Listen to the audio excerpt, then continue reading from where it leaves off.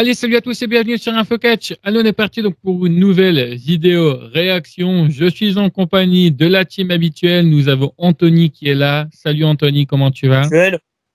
Salut à tous. Comment vous allez? Bah moi ça va très bien. Je suis très content comme d'hab d'être avec vous pour une nouvelle vidéo et on va avoir une triple threat aujourd'hui. D'habitude, c'est Lionel qui coupe les gens, mais là aujourd'hui, c'est le Chinois. Donc le Chinois est avec nous. Salut le Chinois, comment tu vas? Bonjour, comment allez-vous tous? Moi, ça va Ça va. bien, à part que je suis intoxiqué à la caféine, par la cocaïne, excusez-moi. Ça, c'est Tony Khan. Quoi d'autre? Ouais, non, ça va, et vous? Ben, ça va, ça va. Il nous avait manqué la dernière fois. On était très inquiets. On lui avait trouvé un remplaçant, mais ça y est, cette fois-ci, il est bel et bien de retour. Lionel Gilman est avec nous. Salut Lionel, comment tu vas? Bande d'enculés, pour une fois qu'il y avait Jim Cornette, je suis pas là, bande d'enfoirés de merde là. Putain. C'est de la faute de l'autre, de notre invité là. Enculé. C'est lui qui a proposé le match. Comment tu vas Lionel? Ouais. Ouais. Et puis, bah, nous avons quand même ton remplaçant qui est là. Nous avons Pierre Richard qui est avec nous. Salut Pierre Richard, comment tu vas? Salut tout le monde, salut YouTube, bah ça va bien et vous? Bah, ça va, ça va. Est-ce que tu es content d'avoir quand même Lionel que tu avais remplacé la dernière fois, mais qui est avec nous? Oui, c'est sûr. Déjà, je vais pas avoir à être violent pour remplacer. Je suis pas violent, putain. Ben, voilà, c'est beau, il vient d'illustrer lui-même. Déjà, un putain, on n'a même pas lancé le match. Deuxième, alors que le match n'a toujours pas avancé. Du coup, je laisse la parole à Anthony. Hein. Je te refous la patate chaude, Anthony, parce que comme c'est ton match. Non, il y a pas de souci. Alors aujourd'hui, du coup, on va commenter un Adam Cole versus Christopher Daniels versus Zack Sabre Jr. C'est un match qui est organisé donc pour le compte de la défunte Defiant Wrestling. Donc ouais, c'est autre avant. Voilà, WCPW exactement. Voilà, donc c'est un match moi qui m'a personnellement qui m'a plu pas mal. C'est un des premiers matchs, on va dire, où je me suis commencé à intéresser au catch indépendant. Voilà, voir un petit peu au niveau du booking, comment ça se passe. Bon, la foule évidemment qui dans la foule il y a certainement des connaisseurs ou même des gens qui peut-être qui venaient pour la première fois. Donc j'avais vraiment envie de voir un triple threat et l'alchimie entre les trois. Donc et avec pour information donc aux commentaires c'est Matt Striker. Donc pour ceux qui suivent régulièrement la WWE ou en tout cas que la WWE, il a été aux commentaires de SmackDown pendant quelques années. Alors je sais plus le nombre d'années. Hein. Faudrait qu'on vérifie, mais pendant des années, il était lutteur. Alors je sais pas s'il est toujours lutteur. Faudrait que. Alors il l'est plus, mais occasionnel, on va dire. Occasionnel, il peut encore, mais il est plus officiel. Enfin, il a pris sa retraite plus ou moins. Parce qu'il a quand même il approche des 50, hein, je crois. Donc ouais. Mais il est voilà, lui, il est vraiment. C'est un gars qui était dans le business avant même la WWE. Donc. D'ailleurs, pour Matt Striker, il y avait un truc qui m'avait fait marrer, c'est qu'à l'époque, il était prof. Je sais plus dans quelle école, je m'en bats les couilles, mais en fait, il prenait des jours de maladie, tu sais, des congés maladie pour aller catcher au Japon. Ça me faisait marrer. Ah ouais, c'est super. Ouais, mais il s'est fait virer en fait de son poste à l'école à cause de ça parce qu'ils se sont rendus compte au bout d'un moment. Et du coup, il a fait ah merde. Ouais,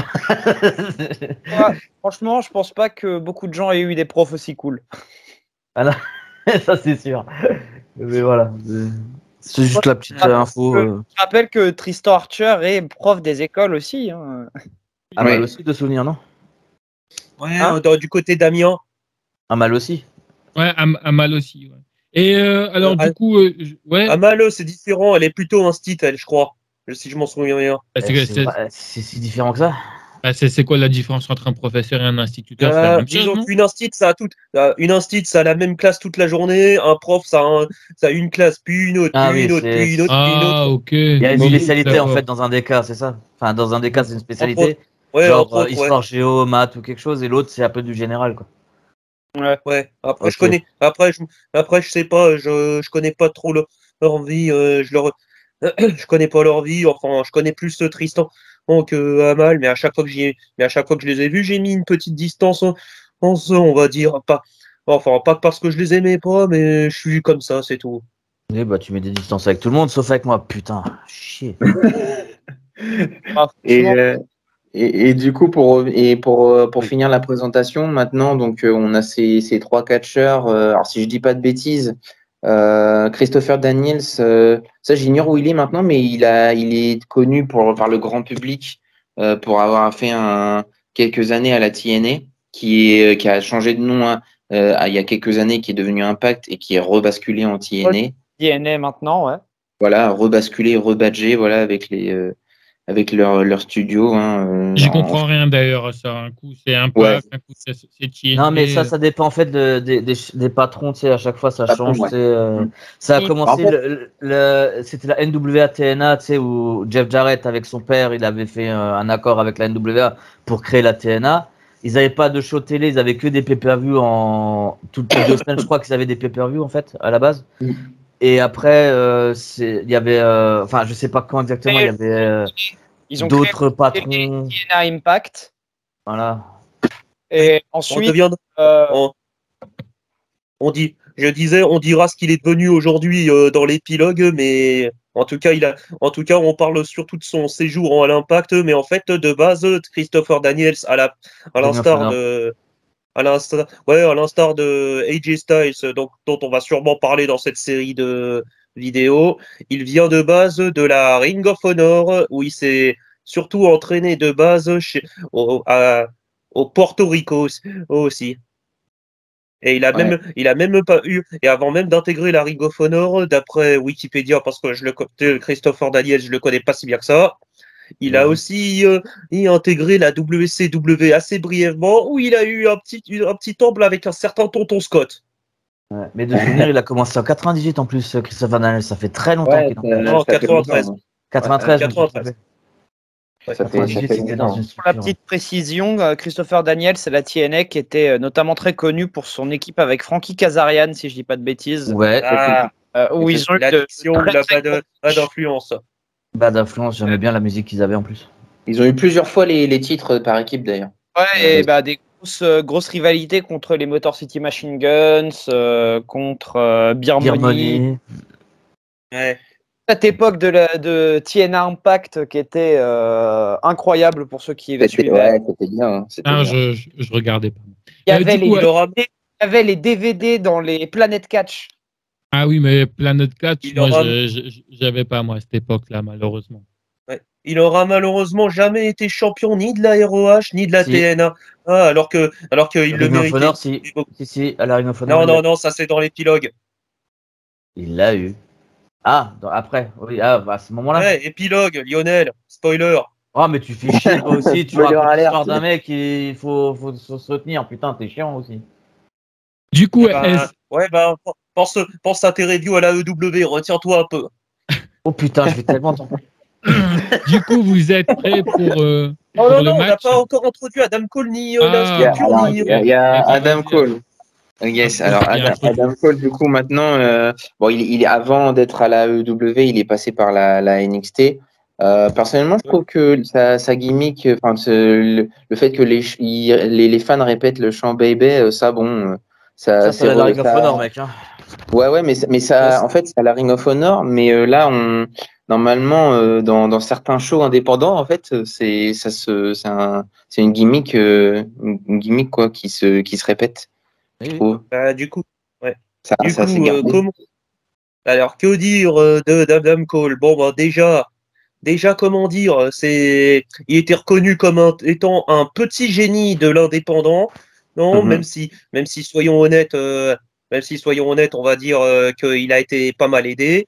Je veux dire, le bougre, il s'est quand même fait entraîner par All Snow, DJ Hyde, et, les frères Thatcher dans le célèbre Timothy. Il se sera fait plus tard prise en main par le très célèbre Shawn Michaels. Mais bon, ça, on va en reparler plus tard.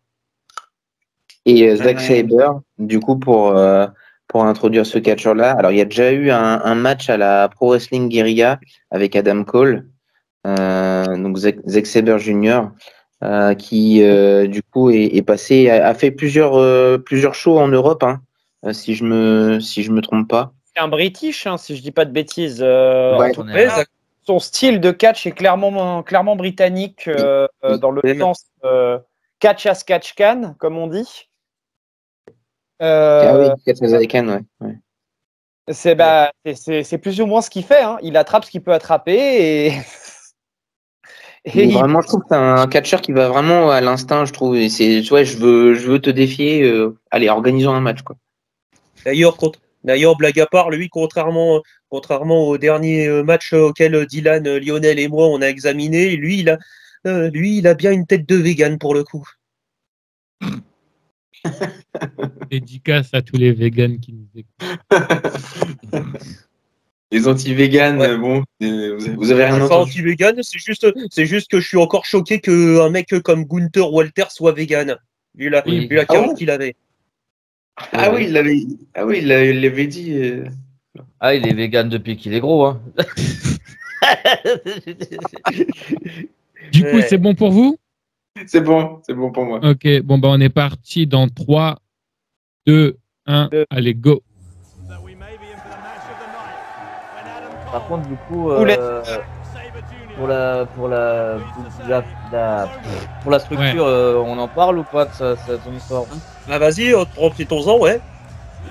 Parce que du coup, pour la structure dans laquelle ce match s'est passé, c'est une chaîne YouTube qui s'appelle What Culture qu'il avait créée à la base. Enfin, What Culture, il y a, tu sais, What Culture Wrestling, What Culture musique, film et tout ça. Vidéo game. Voilà, Ouais. ils ont plein de chaînes YouTube. Et celle du catch était vachement réputée parce que franchement, ils savaient de quoi ils parlaient en fait. Mais vraiment, tu sais, c'est pas genre. Parce que j'ai vu que pour certains trucs, les films et tout ça, c'est vraiment. C'est pas des analyses très poussées, alors que ceux qui étaient spécialistes de catch, c'était vraiment à fond. Mais dans le sens, ils savaient vraiment beaucoup de choses. Surtout à l'époque, il y avait comment il s'appelle, Adam quelque chose. Merde, j'ai oublié son nom. Non, Pachiti, c'est l'autre Adam. C'est l'autre Adam dont je parle. Excuse-moi. Adam, il se faisait appeler plombier à un moment, donc voilà. Je crois que c'est son vrai nom d'ailleurs. Et le truc, c'est que ce mec-là, les mecs qui étaient dedans, tu sais, King, il y en a un qui s'appelait King quelque chose. Enfin bon, il y avait aussi le Jobber, enfin il y en avait plein. Simon Miller, il est encore là-bas d'ailleurs. Et le truc, c'est que, allez, c'est King Ross, il s'appelait d'ailleurs, le mec qui parle. Et le truc, c'est qu'à un moment donné, ils avaient lancé l'idée de faire une structure parce que bon, ils s'y connaissent quand même vachement au niveau booking et tout ça, parce que ils faisaient des fantasy booking et beaucoup de leur fantasy booking en fait se sont avérés juste en fait tellement qu'ils étaient à fond dedans, enfin au niveau WWE et TNA, ils arrivaient à prédire plus ou moins ce qui allait se passer parce que ils s'y connaissaient bien et ils avaient décidé de créer une structure. Le problème, c'est que créer une structure, c'est bien. Par contre, faire du fantasy booking en structure, bah regarde ce qu'ils font avec la AEW, quoi. C'est-à-dire que c'est des gouffres afriques. Et la AEW a la chance d'avoir Tony Khan qui a beaucoup de pognon. Par contre, à l'époque, la WCPW n'avait pas ces fonds. Ouais. C'est-à-dire qu'au final, leur structure coûtait tellement cher et il n'y avait pas assez de public parce que là, on voit au niveau public, on voit que c'est pas si énorme que ça. Tu vois. Ah oui, non, notons que quand même la WCPW, la Defiant Wrestling, c'était pas des mecs comme excusez-moi ce ton dénigrateur, mais c'était pas des mecs comme Cesaro ou des mecs comme on va dire comme Keith Lee, comme Brian Cage et plein d'autres qui le bookaient. Non, c'était des mecs comme Rey Mysterio, Alberto Del Rio, ou Kurt Angle entre autres. Voilà, des mecs qui coûtent la peau du trou de balle avec un public qui est composé à peu près de 1500 personnes, tu vois, il n'y a pas plus. Ouais. C'est pas rentable, mais du tout.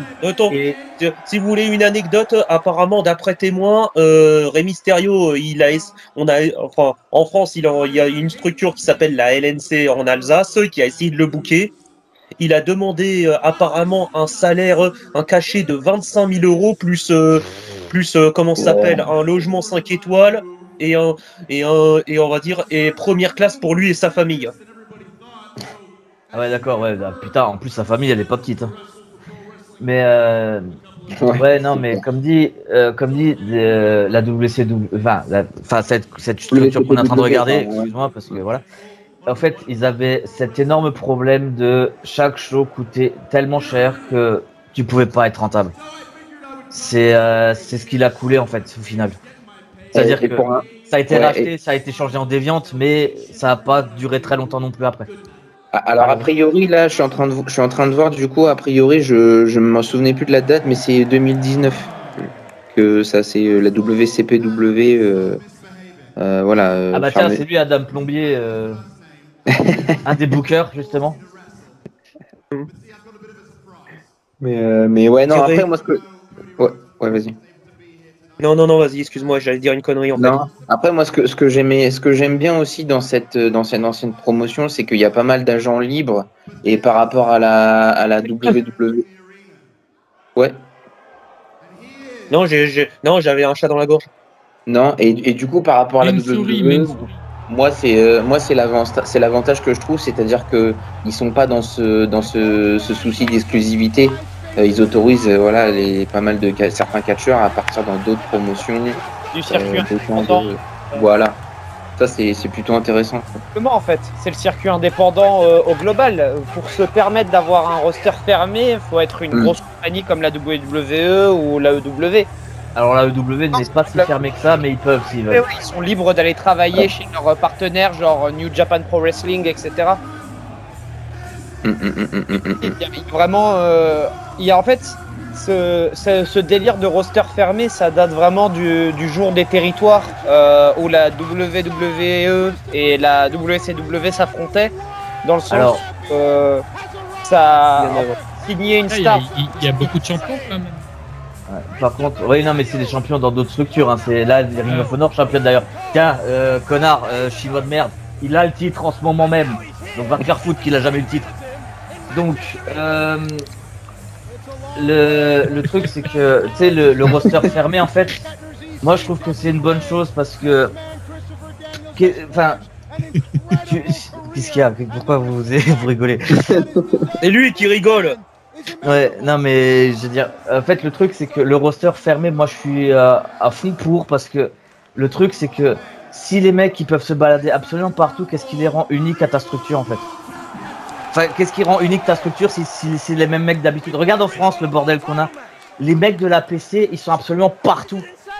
Il n'y a rien qui est nouveau, il n'y a rien qui est différent. C'est toujours les mêmes, partout. Quand tu vois, tu sais, l'indépendant français où tu vois toujours les mêmes, au bout d'un moment, tu fais, bah écoute, pourquoi j'irai à la PC si je peux les voir à côté de chez ma gueule? Pourquoi j'irai là-bas alors que je les vois ailleurs? Le truc, c'est que s'il n'y avait pas ce truc-là de tout le monde qui bouge en France un peu partout, en fait, le catch français pourrait pas vivre. Il y aurait encore moins d'argent qui serait fait à l'intérieur du truc. Avoir un roster fermé, c'est une exclusivité que tu peux te permettre uniquement si tu es une grosse structure. C'est ce que je dis. Parce qu'en fait, si tu signes des gens en exclusivité, faut que tu sois capable de leur fournir un salaire consistant pour qu'ils puissent en vivre, en fait. C'est pas vrai. Ça, la WS, il n'y en a aucun qui est assez payé pour en vivre et pourtant ils sont exclusifs. Enfin bref. Enfin bon, pour revenir au match. Ouais. Enfin, pour revenir au match, parce que il n'y a pas encore commencé. Parce que faudrait en parler quand même. Enfin moi comme je le disais en vidéo, comment dire, un triple, disons que il y a un truc qui me mitige, on va dire à première vue, c'est que c'est un triple threat avec Zack Sabre Jr. Zack Sabre Jr., j'ai déjà vu beaucoup de ses matchs, notamment avec notre transgenre préféré en la personne de Lionel Dillman. Que ce soit en solo ou en équipe, on l'a vu assez souvent, où il nous a impressionnés pour ses prouesses techniques plus qu'impressionnantes, mais surtout pour notre époque actuelle et même pour l'ancien temps à l'époque des Johnny Saint, des Marty Jones, des Finney entre autres. Là, on le voit en triple threat avec Adam Cole et Christopher Daniels. je me dis vraiment que c'est une très très drôle d'idée de le mettre dans cette situation-là. D'ailleurs, Anthony, sans trop spoiler comment on va se dérouler le match, est-ce que tu peux nous parler de pourquoi est-ce que ce match, tu l'as choisi?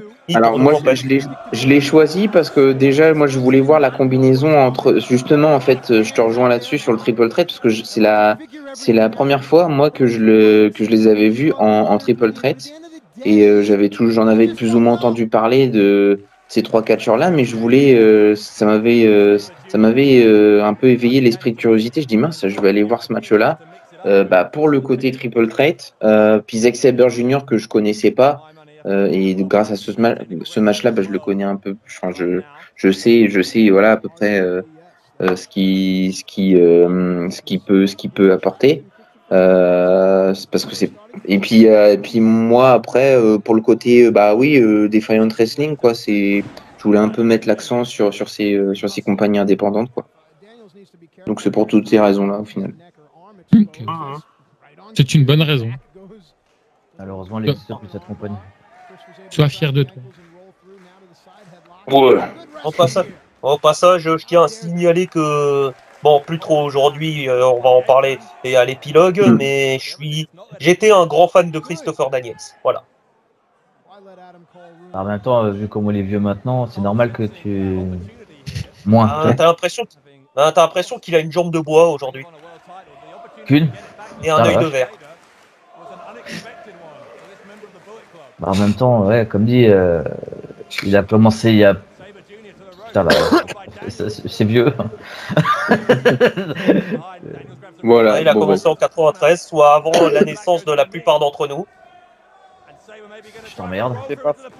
J'étais pas né, effectivement. Moi, j'étais déjà, allez vous faire foutre. Non, moi. Là, on peut voir Zack Sabre qui nous ressort absolument tous les classiques du catch britannique, avec les rotations et les retournements à foison. J'aime bien. C'est le style que je préfère. Alors Zack Sabre... Ouais, bon, vas-y, désolé. Ce que j'allais dire personnellement, c'est si vous aimez bien ce style de catch, je vous conseille de vous trouver les matchs entre Sir William Regal et Fit Finlay à la WCW. Il y a vraiment quelques gemmes dans le lot. Ouais, je sais. En même temps, tu cites pas les noms de merde, si j'ose dire. Oui, tu veux citer quoi comme nom de merde? Ouais, vas-y, si tu veux regarder ce genre de match, regarde, je sais pas moi, Raphaël Belmont contre, je sais pas, voilà, là t'as des noms de merde, tu vois. Non, mais. Bon, c'est pas vendeur là sur le côté. Zack Sabre Junior. Ouais. Bon, me concernant pour Zack Sabre Junior, contrairement à ce très cher Lionel Dillman qui me suggère des matchs de qualité comme toujours. Je suis pas fan de Zack Sabre plus que ça.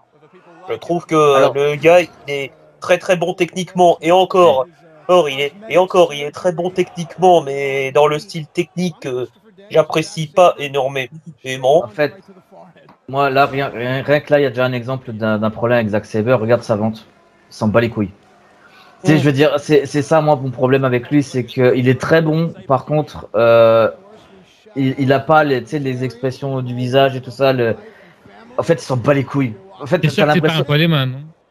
Non, mais c'est-à-dire que tu sais, t'as l'impression en fait à chaque fois, le match il se finit, il a plus rien. Le mec il se lève, il se casse. Je veux dire, tu vois, il a pas la mentalité catcheur. Mais moi, je trouve que son style de catch, dans son style de catch technique, il essaye de rendre ça le plus réaliste possible. Il se déplace très souvent comme se déplacerait un combattant de MMA. Non, et du coup, je suis pas d'accord. Du coup, j'ai l'impression que, genre, par moment, cette mentalité, c'est ce côté-là qui l'empêche un peu de justement rentrer bien dans la vente, etc. Mais regarde, si tu veux faire un truc, si tu veux faire une vente qui est plus proche du réalisme, fais un peu comme. Oh putain, j'aime bien cette prise. Fais un peu comme. Tu sais, c'est Tomohiro Ishii, c'est ça? Je me trompe pas. Tomohiro Ishii. Parce que lui, regarde, lui, il fait de la vente réaliste dans le sens où il fait un peu comme lui, c'est-à-dire qu'il vend le moins possible pour faire genre, tu sais, j'ai pas envie de montrer ma douleur et tout ça. Par contre, il a une vente subtile qui fonctionne. Zack Sabre, il a pas ça. Ah oui, non, mais je disais juste que c'était ce qu'il essayait de faire. Hein. J'ai pas dit qu'il le faisait bien. Voilà, c'est ça, oui. Mais comme dit, c'est ça mon problème avec Zack Sabre. C'est vraiment le problème de la. Quand j'arrive pas à rester dans le match quand il est dedans, parce que j'ai l'impression que en fait ça lui fait rien à chaque fois les coups, quasiment rien en fait. Regarde là, il est en train de prendre limite une pause, c'est pas de la vente ça, c'est genre je sais pas où me mettre, je vais me mettre là, j'attends. Tu vois, je veux dire, ça me sort du match ce genre de truc en fait. Là, on est à une quinzaine de minutes dans le match maintenant et je dois me permettre. Chinois disait que ça lui semblait bizarre de mettre Zack Sabre dans un triple threat. Moi, au contraire, je comprends l'intérêt parce que du coup, son personnage est dans la grosse difficulté de ne pas avoir le temps de bosser comme il le ferait habituellement. Du coup, ça crée une situation de stress autour de sa façon de catcher, dans le sens où dès qu'il met une soumission, il doit réussir à faire abandonner le plus vite possible. Ce que tu dis est assez intéressant. Non, ma foi. Il dit toujours. Mais même si j'ai un flashback en mode Vietnam de quelqu'un qui s'est amusé à donner de la difficulté supplémentaire au catcheur volontairement. Alors que pour moi, le cas que un match, tu cherches plutôt alors aller. Le cas que tu parles, le chinois, c'est pas pareil. C'est-à-dire que là, il y a une difficulté dans l'histoire du match. C'est-à-dire que c'est pas une difficulté du genre, tiens, je vais leur foutre des bâtons dans les roues pour voir s'ils arrivent à se démerder. Non, c'est pas ça, c'est pas le même. On parle pas de booking dans le même sens. Voilà, on parle pas là, on parle de quelqu'un qui s'est booké, on parle pas de la WPE. Oups. D'ailleurs, pour le temps qu'il nous reste de ce match, on va aussi parler d'Adam Cole, le pauvre, parce que disons que je trouve que l'introduction d'Adam Cole a été un peu bâclée. Mais bon, ça c'est chacun son avis. Ouais, c'était un véritable prodige de l'indépendant qui s'est fait beaucoup aider, soyons honnêtes. Mais on va dire que son aide, il l'a rendu pour son exploitation sur le ring. Le gars a même pas 24 ans, il a quand même été multiple champion du monde avec des rivalités légendaires, notamment face à Kyle O'Reilly entre autres. C'est le seul que j'ai en tête parce que c'était l'époque à laquelle je m'intéressais à lui. Mais comment dire, sur ce catcheur, je suis assez mitigé. Et comme je suis assez mitigé de Zack Sabre Jr., mais pas pour les mêmes raisons. Sans vouloir faire vieux jeu, il est un peu trop moderne pour moi, Adam Cole. Adam Cole, personnellement, je trouve que c'était un des types de l'indépendant qui était très charismatique et que je voyais parfaitement évoluer dans une grosse compagnie, contrairement à d'autres de la même époque du circuit indépendant, comme Sabre par exemple. Et personnellement, j'ai toujours vu qu'il était bon, mais sans plus. Contrairement, en fait, j'ai toujours eu l'impression qu'il pouvait aller aller bien plus loin dans ce qu'il fait. Je sais pas ce qui le retient. Je l'ai peut-être pas assez analysé. Je crois que c'est lui-même. Quand tu dis aller plus loin, moi c'est pareil. C'est vrai qu'Adam Cole, il est rentré, on va dire, je trouve, dans le moule maintenant. Et alors qu'avant, c'est quand même une des figures de l'indépendant. Moi, je trouve qu'il est rentré un peu trop dans le moule maintenant. Après, au niveau de son skill set, voilà, je le trouve pas mauvais, mais il est bon. C'est un très bon athlète. Il se déplace extrêmement bien. Il est propre dans ce qu'il fait. J'ai jamais entendu dire qu'il avait blessé qui que ce soit. Ça, c'est important, c'est sûr. C'est sûr qu'il s'appelle pas Nia Jax. C'est à ça que tu joues un catcheur, un catcheur qui laisse des types à l'hôpital sur son chemin. C'est pas une bonne carrière. C'est-à-dire que le seul que Adam Cole il met à l'hôpital, c'est lui. Et ça non plus, c'est pas terrible dans la carrière. C'est-à-dire que là, depuis qu'il a la AEW, il a passé 90% de son temps à l'hosto. Le mec, il a débarqué, hop, la nuque, et il est revenu, il a aidé MJF, il s'est pété la cheville, hop, opération, super. Wow, on avait dit pas de spoiler. Pour parler un petit peu de Mince, j'ai perdu ce que je voulais dire avec ton C'est pas interruption. grave, c'est pas grave. On était sur Adam Cole. Je vais retrouver. Si tu l'as oublié, c'est que En c'était tout pas cas- important. En tout cas, ouais,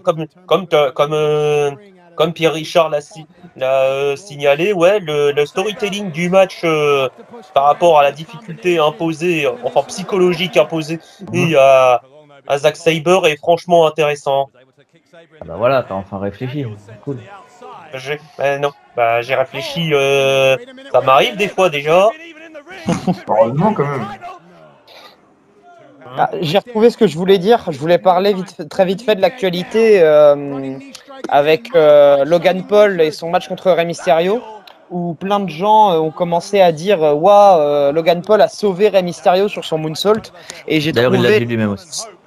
j'ai été vraiment surpris par Logan Paul et sa réponse, où il a lui-même dit de 1 qu'il était trop reculé pour le move, donc c'est lui-même qui l'a mis en danger.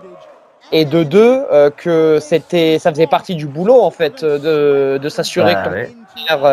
ton rentre en un état, en un morceau. Mais- Et je trouve ça choquant le nombre de fans de catch qui n'ont pas conscience de ça.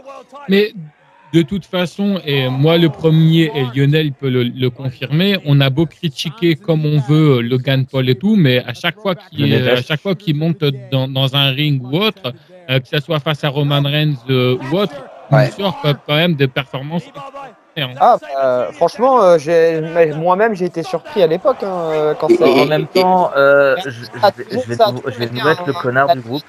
Vas-y, on a l'habitude, Lionel. Non, Mais il a redit ça aussi dans notre. Le truc, c'est que je suis désolé. Déjà, le mec, il est athlétique, on est d'accord. Enfin voilà, il a le talent et tout ça, il a l'entraînement. Le truc, c'est que je vais nous mettre le connard du groupe, comme dit. J'aime bien aussi ce qu'il fait dans le ring. Je le dis tout de suite parce que je vais dire une critique que tu vas croire que je le déteste. Bon, je le déteste personnellement, mais j'aime bien son ring.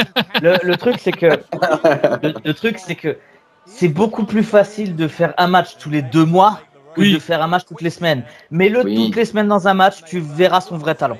Oui. S'il en a. Et C'est ça ça, a l'air d'être le genre de catcheur à la Macho Man ou à la DDP, c'est-à-dire à bouquet et ses matchs au poil de cul. Oui, c'est possible. Mais même Macho Man et DDP, ils le faisaient sur une fréquence de plusieurs semaines, quoi. Ouais, et encore, Macho Man, il savait aussi improviser, contrairement à DDP. C'est-à-dire que s'il y avait un problème, il pouvait quand même encore gérer. Mais DDP, il pouvait pas du tout. Ce que j'aime bien aussi avec Zack Sabre, c'est quand il fait les prises au sol. Ouais, il avait 30 piges quand il a commencé, même plus.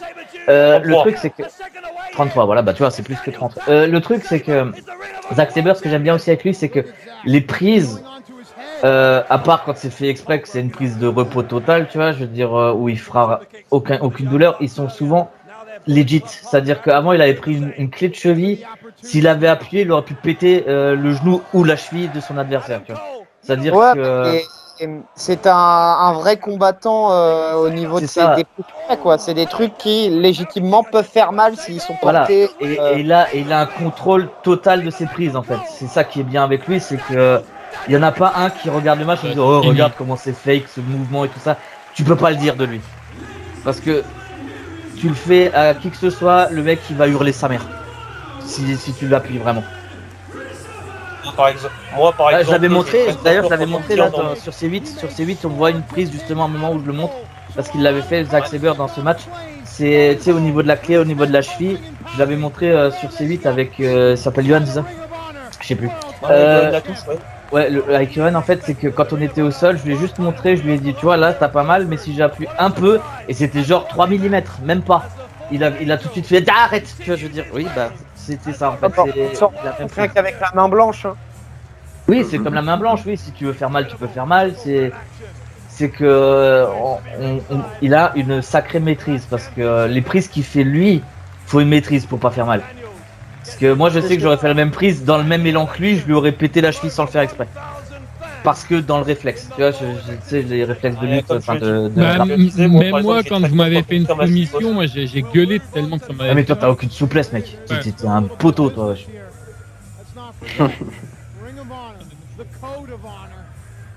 Vous êtes à combien de matchs là, les gars? Là, on a combien de matchs? Bah, là, c'est la fin. Là, on a Ouais, c'est ça. 23 minutes. Ouais. Ouais, En tout cas, bravo pour cette découverte, Anthony. Du coup, Bah, Anthony, pourquoi t'as vraiment apprécié ce match? Vas-y, à toi l'honneur, tant qu'à faire. Bah, moi j'ai vraiment apprécié parce que au final d'après le match là on a quand même eu beaucoup de travail avec quasiment les trois en même temps par moment, donc ça s'est répété là, notamment vers la fin le Boston Crab, enfin c'est un genre de Boston Crab ou une soumission où Zack Sabre je sais plus si c'est Christopher Daniels, il lui prend la jambe, ouais, presque en Boston Crab, quoi. Mais non, j'ai bien aimé en fait le travail des trois, pour le coup. Le vainqueur, il est inattendu. Pour moi, c'est vrai que ça faisait longtemps que je l'avais vu. Je l'avais déjà vu ce match, mais je me souvenais plus de qui avait gagné, pour être tout à fait honnête. Ça peut arriver. Mais franchement, ouais, j'ai bien aimé le revoir ce match. La foule, par contre, pas trop. Je suis un peu déçu par contre de la foule, mais je voulais qu'elle s'implique plus à peu près, mais bon après ça c'est voilà, c'est toujours subjectif. Après, Mais le bon, problème de la foule qu'ils avaient, je crois que c'était des mecs qui étaient, enfin, qui connaissaient pas forcément les mecs qui étaient sur le ring.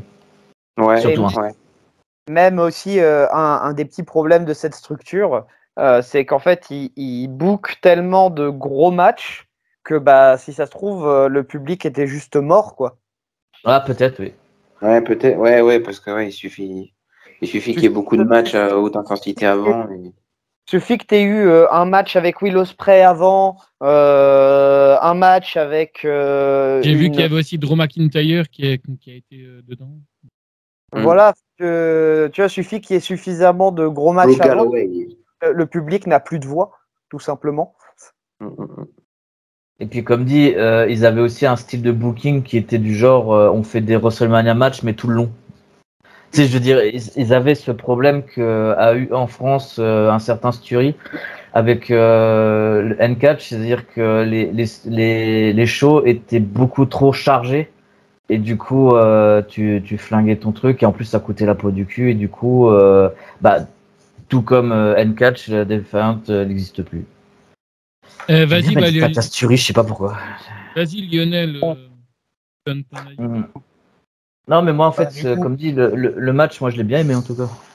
J'ai bien aimé les différentes prises enfin, de Zach sur les deux en même temps. Tu sais, il en a eu plusieurs, c'était varié. Et c'était pas genre comme par exemple, Natalia qui a, tu sais, souvent le double sharpshooter ou quelque chose. C'est vraiment, il en a eu plusieurs d'un coup, totalement différents et qui ressemblent à quelque chose. C'est-à-dire que, comme dit, une fois de plus, c'est que la plupart des prises qu'il a lui, s'il appuie vraiment, il te pète quelque chose. C'est pas comme, par exemple, je vais m'auto-défoncer la gueule, mais mon finish actuel, je peux faire mal si j'ai envie, mais c'est plus difficile de faire mal avec ma prise actuelle que ce que lui fait, quoi. C'est-à-dire que j'ai toujours encore du mal à comprendre comment il a fait pour pas blesser qui que ce soit avec la vitesse d'exécution qu'il a. Parce que putain, faut une maîtrise. Quelque chose me dit qu'on lui fait affronter quand même des gars qui sont relativement souples.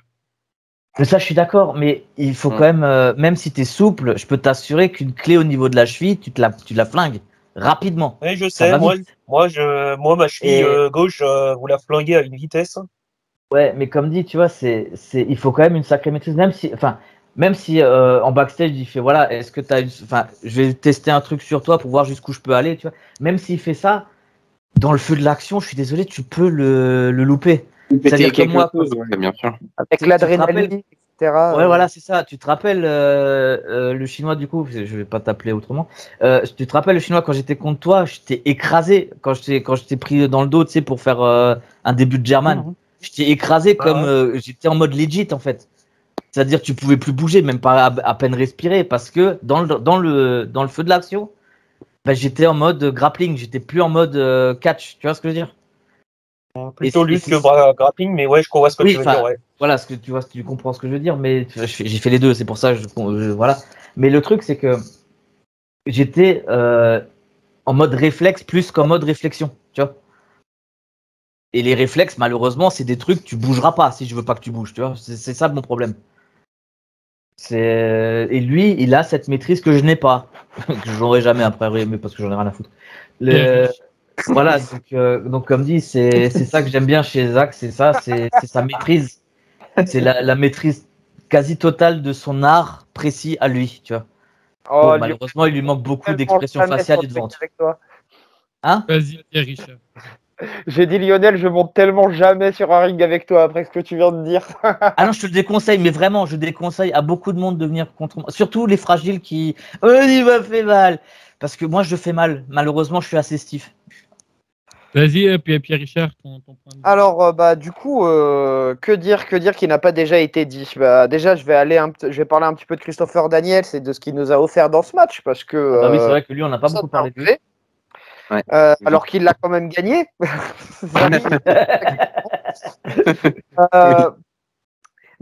Du coup, c'est vrai que entre Zach Sabré qui sort du lot par son style de catch que personne d'autre sur ce ring ne reproduit, et Adam Cole et son taunt qui fait absolument réagir tout le monde, son fameux Bay Bay, c'est vrai qu'il paraissait peut-être un peu transparent par rapport aux deux autres, mais à chaque fois qu'il est revenu dans l'équation du match, c'est lui qui est venu redynamiser si on regarde bien.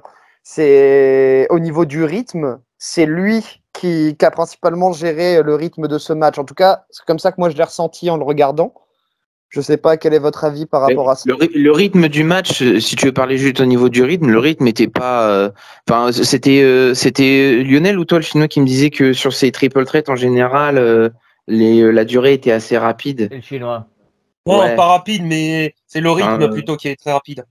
Ouais, parce que la durée est pas hyper longue en fait. Donc là pour le coup, ça c'est pas. Enfin, je veux dire, c'était pas un rythme. Moi, je trouve hyper rapide. Hein. C'était bien. Enfin... Ça, c'est parce que là, on va dire la force calme. Il y avait la force calme du match.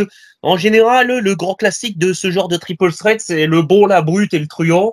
Par exemple, Ouais. je dis tout ce que je vais dire, c'est complètement aléatoire. On a Adam Cole, en brut, on a Brian Cage et en truand, on a MJF, voilà. Je dis n'importe quoi. Hein.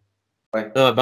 En général, ça c'est le grand classique du triple threat et c'est l'histoire la plus classique qui soit. Parfois même, il y a une alliance entre la brute et le truand parce que la brute, c'est un attardé qui va s'attaquer au plus faible et le truand, il va en profiter pour s'émanciper, on va dire. Et ben là, on va dire c'était un peu une histoire différente dont on a franchement pas l'habitude de toujours voir, où t'avais carrément en quelque sorte le technicien qui va prendre le rôle plus ou moins du truand en essayant de virer l'un des deux adversaires du ring pour s'enrouler contre le gars restant tel un anaconda, quoi. Tu voulais rajouter Là, c'est un peu quelque chose, ce qui s'est Richard, passé, j'ai ou on laisse l'impression. Chinois? Non, on va laisser le Chinois continuer son analyse, puisqu'il m'a coupé la parole. Bah ouais, on peut. Maintenant, il ne parle plus. Tu peux parler, vas-y. Je sais pas, j'ai dit ce que j'avais à dire, à moins que. China, ça a cassé. Dylan ou Lionel, je sais pas. Non, il reste plus que moi. Alors moi, je vais peut-être un peu vous surprendre, mais j'ai eu du mal à accrocher ce match. Bon, je pense que le problème doit venir de moi, mais honnêtement, au début, j'ai eu un peu de mal à accrocher ce match. Puis après, c'est vrai qu'au fur et à mesure que le match a commencé à continuer, j'ai bien aimé, et je dirais que mon moment, le point le plus marquant dans ce match, ça a vraiment été, ouais, on va dire, genre les 5 dernières minutes où là, j'ai vraiment senti que les catcheurs, ils étaient en train de tout donner. Et c'est à ce moment-là où tu sentais vraiment que la fin était vraiment pas loin. Mais c'est vrai qu'au début, honnêtement, je veux pas mentir, je veux pas dire, ouais, je vous rejoins tout. C'est vrai que j'ai eu vraiment du mal au début à tenir ce match. Je me suis dit, oula, qu'est-ce que c'est que ce truc? Je me suis dit, est-ce qu'Anthony nous a trollé ou pas? En tout cas, moi, j'ai vraiment donné mon avis et c'est vrai que c'est important de donner son avis au lieu de dire, ouais, bah, en fait, je suis d'accord avec tout le monde. Ça sert à rien de regarder un truc, c'est pour dire, ouais, bah, je suis d'accord avec toi, je suis d'accord avec toi, je suis d'accord avec toi. Non, bref, bien sûr. Voilà un peu. Est-ce que vous voulez rajouter quelque chose d'autre ou est-ce qu'on peut s'arrêter là? Justement, l'épilogue. Allez. Qu'est-ce qu'ils sont devenus après ces 3 guignols? Ah, ok. Eh ben, vas-y alors du coup. Qu'est-ce qu'ils sont devenus pour commencer, qu'est-ce qui est devenu Adam Cole? Après ce match, Adam Cole a continué à faire du Adam Cole sur indépendant jusqu'à ce que la branche NXT s'intéresse à lui, où il a eu plusieurs matchs plus impressionnants les uns que les autres, comme contre des stars d'Evolve ou d'anciens collègues tels que Johnny Gargano, entre autres. Et c'est malheureusement, pour mon cas, là que mon opinion sur lui n'a cessé de diminuer, enfin, en termes de catcheur, parce que, enfin, du fait que ma critique, du fait qu'il était trop moderne, je sais pas, pour moi, c'est le genre de gars qui peut catcher à peu près comme les Young Bucks quand il en a envie, quoi. Et ça, je trouve ça dommage qu'il se focalise surtout là-dessus plutôt que faire comme faisait son mentor, qui est Shawn Michaels ou DJ Hyde. Mais ça, c'est que mon avis, hein. D'où le fait que je trouve qu'il est trop moderne pour moi. Ensuite, il a intégré la AEW où il a continué à faire du Adam Cole. Jusqu'à ce qu'il se prenne une commotion cérébrale dégueulasse. Très violente, ouais. Très violente, qui l'a fait tomber en convalescence pendant des mois et des mois. Puis ensuite, il a eu cette storyline presque qualité caviar avec MJF. Yes. Je remercie la EW d'avoir bien développé ce genre de relation comme ça de manière aussi divertissante qu'intéressante. Malheureusement, suite à cette storyline d'amitié entre deux, il s'est blessé de la manière la plus pourrie au monde. Et il est maintenant en pente stagnante, en convalescence, mais avec une storyline qui continue malgré tout, avec MJF et son ex-petit ami, son ex-ami, Roderick Strong. Voilà, Roderick Strong. Ouais, non, mais cette storyline, putain, on dirait un triangle amoureux gay. Ouais, je crois qu'on est habitué entre Claudio Castagnoli et Eddie Kingston et les 3 meufs de Woodcast là. Ça, c'était beau. Eddie Kingston qui avait dit à l'autre, je t'ai présenté à mes parents, putain. C'est what? Ouais. Et juste après, enfin, ce qui m'a marqué moi personnellement, c'est que Eddie Kingston, il a dit, je t'ai présenté à tes parents et mes parents, et puis quelques minutes plus tard, il dit, I'm going to fuck you. Oui. Bon, bref. Voilà. Je crois que mais on s'égare. Bon, quant à Christopher Daniels, après ce match, qu'est-ce qu'il est devenu, Lionel? Isa. Christopher Daniels. Putain, ça se voit que t'écoutes. Hein. Bah oui, j'en ai rien. Enfin, moi, je croyais que c'est lui qui faisait tout. Moi, je savais pas que je devais intervenir. Donc, pour Christopher Daniels, lui, il a continué dans le circuit indépendant comme. Lui, c'est un éternel indépendant. Il était à la WWE pendant pas longtemps. Et c'était lui qui était censé être le chef, du groupe là où finalement c'était Vince McMahon qui a montré que c'était moi depuis le début, c'était censé être Christopher Daniels. Pour ceux qui sont intéressés à ça. Et donc lui, il a continué dans l'indépendant, il a continué avec Impact Wrestling, il a continué avec Ring of Honor, il a continué avec un peu partout. Et il a eu un contrat aussi à la AEW à leur début, quand ils ont commencé en 2019, du coup. Et là, maintenant, il est plus ou moins en retraite, c'est-à-dire il catch encore de temps en temps. On l'a revu récemment, je sais plus quand. On l'a revu vite fait, mais il a une semi-retraite, en fait, où il est surtout en backstage pour aider les jeunes, quand ils écoutent, pour les aider à s'entraîner, pour les aider à créer leur match, à faire en sorte que ce soit quelque chose de valable, leur personnage et tout ça. Donc il aide en backstage, mais au niveau catch, il a plus ou moins arrêté. Enfin, comme beaucoup de gens, il a arrêté, mais il peut pas, hein, comme tout le monde. Ouais, après, il comme connaît, je l'ai il dit. connaît son corps, quoi. C'est ça. Enfin non. Ouais, il Non, connaît ça, son c'est un corps, problème. suffit de le voir courir. En fait, ça c'est un problème que non, tout le monde ne connaît pas son corps. C'est-à-dire qu'il y en a beaucoup qu'il faut qu'ils se fassent arrêter, en fait. Parce que regarde Ric Flair, je suis sûr que là maintenant sur les 2 ans de contrat qu'il a à la AEW, il va vouloir catcher. Faut pas. Il va faire les 2 ans. Non mais faut surtout pas. Faut pas. Faut le retenir. Faut pas le laisser faire. Il va se tuer. Non, mais, alors, je vais préciser, quand je disais connaître son corps, c'est oui, connaître son corps, mais vraiment dans le sens, au bout d'un moment, il faut penser plus à sa santé plutôt À qu'à ralentir plutôt que de continuer tout le temps, toutes les semaines, oui. et à faire plaisir aux fans, quoi. Voilà. Oui, ça je suis d'accord. C'était plus dans ce sens-là, c'était pas, voilà. Oui, d'accord. Oui, bah dans ce cas-là, c'est bon, c'est juste. Oui, Ric Flair, c'est sûr que, faut pas être un génie pour comprendre que, pour voir même les attitudes, les expressions du corps que Oui, Ric Flair. Mais ça fait tu longtemps connais qu'il peut Tony plus. Khan ou pas? Ouais. Ric On Flair, il commence à dit, le connaître. je veux aller sur le ring. Ok. Voilà comment ça va se passer. Tu vois, c'est ça le problème. Non, mais oui. Et du coup, quelqu'un fait l'épilogue de Zack Sabre. Bah, lui, il a une excellente carrière à la New Japan. Vraiment excellente. Il a gagné un titre récemment. Enfin, récemment. Oui, c'est récent. D'ailleurs, la ceinture était plus grosse que lui. Enfin, je veux dire, elle était hyper large la ceinture qu'il avait. Je sais plus quel est le nom de la ceinture. Et il s'est renforcé. Bon, évidemment, il s'est renforcé aussi musculairement parce que là, c'est vrai qu'on le voyait. Il avait pas. Oui, il a gonflé un peu, mais faut pas déconner non plus. Il est toujours encore assez mince. Hein. Sur la NJPW, ouais, à la NJP. Et de toute façon, son style de catch ne permet pas d'être trop massif parce que à partir d'un moment, les muscles vont te gêner en fait, toi-même. Tu sais, au niveau, tu sais, justement pour être c'est comment tu dis toi le chinois, c'est un poulpe, pour être un poulpe comme lui en fait. Tu sais, c'est-à-dire vraiment tourner, faire un truc, te placer correctement et tout ça. Vaut mieux pas avoir trop de muscles qui risquent de te gêner en fait. Tu sais, ou de te ralentir en fait. Et du coup, son physique, il va parfaitement avec son style de catch en fait, pour faire simple. Et ouais, donc à la New Japan, il a une excellente carrière. Il passe souvent à la AEW aussi pour des matchs. Il en a fait un d'ailleurs excellent contre Bryan Danielson récemment. Et là, il en a un autre de prévu, je crois. Je sais plus. Bah les couilles. Mais en fait, comme dit, carrière principale New Japan et où il s'en sort très très bien. D'ailleurs, il n'est pas dans la même team que Will Ospreay. Non, c'est pas dans la même team, c'est bon. Non, c'est pas la même. C'est bon. Non, je me suis trompé. Ça arrive.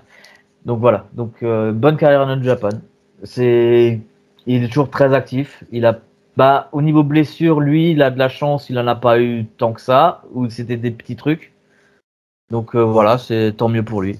Enfin, contrairement à Christopher Daniels qui lui a un œil maintenant qui reste permanent rouge. Je sais pas pourquoi d'ailleurs.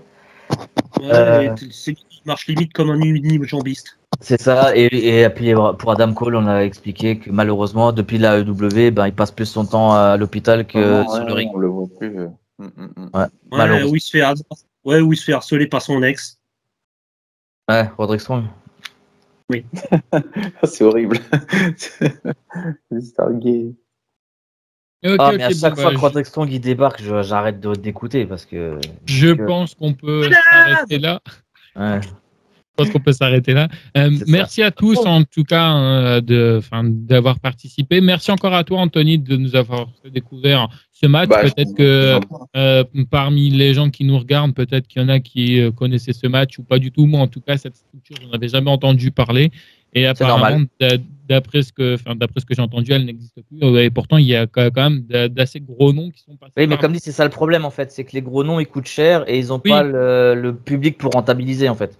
Ils se sont coulés.